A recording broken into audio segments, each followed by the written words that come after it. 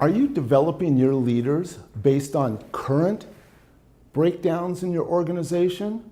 Or are you actually developing your leaders in preparation for the future organization you're becoming? This is, to me, the big difference in how we develop B-State leader competencies. Our focus isn't on today as much as it's focused on what's needed in the future. Now, is your development efforts mostly skill building, coaching, and awareness based? Or is it transforming people's mindset and habits in a way that's actually going to produce measurable business results that impact your organization's performance in a sustainable way? Because quite honestly, you can put a lot of money into developing skills. You can invest a lot of time and money in building people's awareness. But unless it changes their fundamental habits and their fundamental mindset, you're not creating a great change. Heck, I wish it wasn't that hard. I wish it could be easier, because if that were the case, I'd be thinner today. If you really want change, you got to get to the mindset and the habits.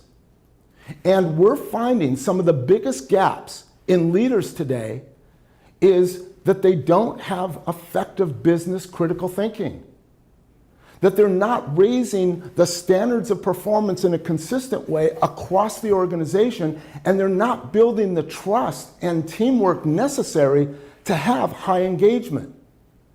And I can tell you right now, that's not going to happen through skill building.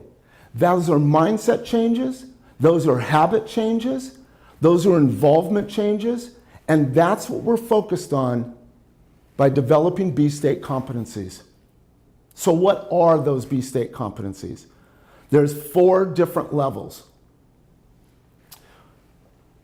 B-State accountability.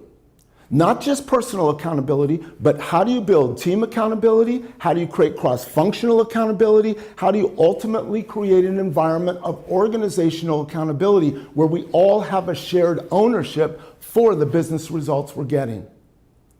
Then setting up a B-State coaching system, not just skills and coaching, but an actual system where you can track results and plan on how you're going to develop people for the future state of your organization. Truly identifying the difference between what you need to improve in your current A state and what you need to develop for your B state. And then, of course, you have to have systems for leading and managing change, because B state is all about transformation. And leaders and employees both have to understand how are they going to lead change, guide change, meaning how do we change our mindset, how do we change our habits to evolve to the next level of effectiveness and success that our organization needs to move to. And finally, mastery, the inner journey. How we begin to look at ourselves and start to remove those inner blocks and inner barriers and limitations that prevent us from being the most successful. Please check out bstate.com to find out more about how each of these different levels of leader competencies can fit in your organization.